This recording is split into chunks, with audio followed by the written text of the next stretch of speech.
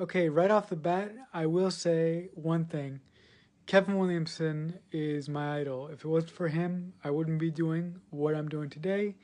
That being said, I thought this episode was a good start. I thought it was a little bit long in the tooth in the beginning, but as we went along, I began to see the story threads of what he was trying to do, and I liked it. I'm interested to see where this goes next.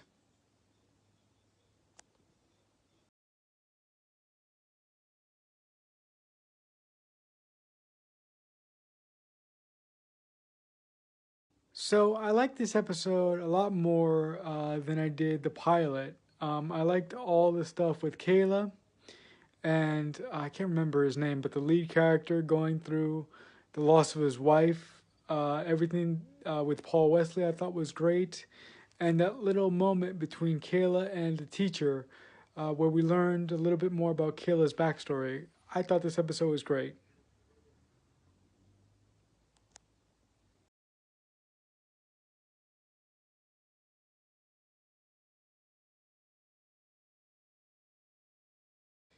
All right, I really like this episode because of the storyline that went down with Gabe and Hannah. They have gotten themselves into some serious shit, and I'm interested to see if they're going to be able to get out of it.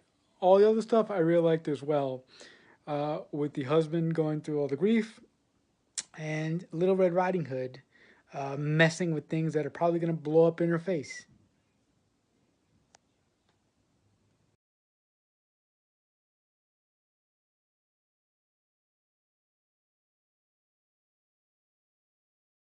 I really liked the continued story plot between Gabe and Hannah. I really liked getting to know her backstory a little bit, and I'm interested to see how this works out.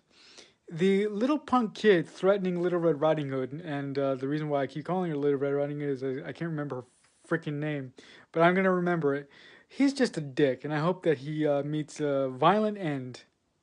Oh, and I like Jason's storyline too. I like where it's going.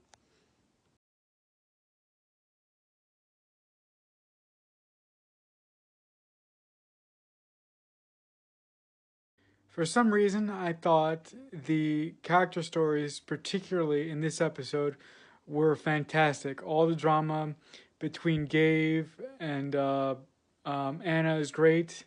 The big bad wolf going crazy and killing that kid that I really thought he was a dick. So hey, I got my wish, and I'm really interested to see where the rest of the season goes. I This was my favorite episode of the season. I really enjoyed it from beginning to end.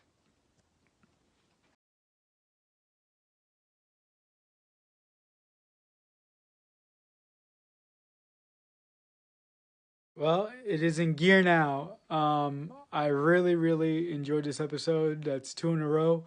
It's going down the road that I thought it was going to go down, and I really love it. That's the thing about revenge.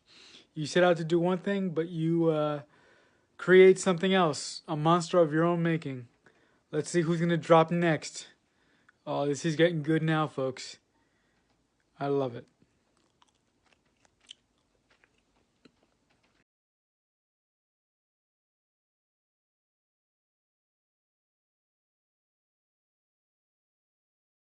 All right, so down and down we go down the road of revenge, and it is getting nuts. I really like this episode because it just keeps getting better and better and better.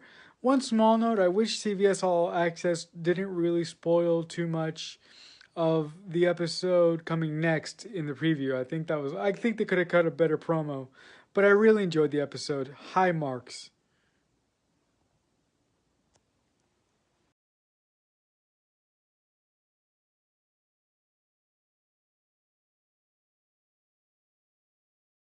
This episode is absolutely bonkers. We got a pretty big reveal.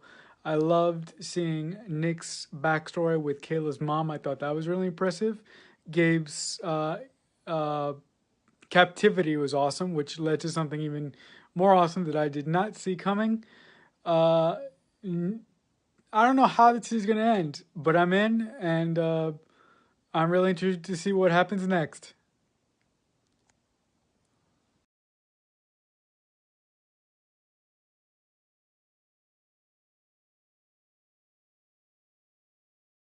Bodies be dropping left and right.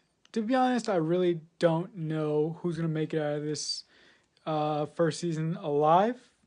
One thing I need to mention is I like the interconnected storylines that other characters from other storylines in this season come together and clash. And I really liked Hannah's storyline this episode. I'm really excited to see how she's going to handle the next episode.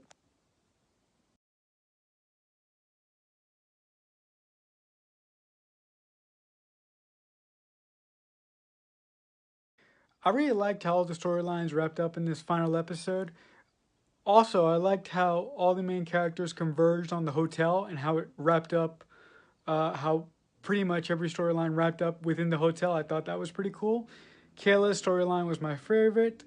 Hannah and Gabe's storyline was pretty entertaining.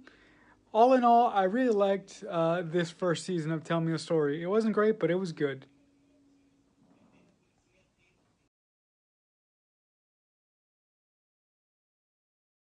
So much happened here, and so much is about to.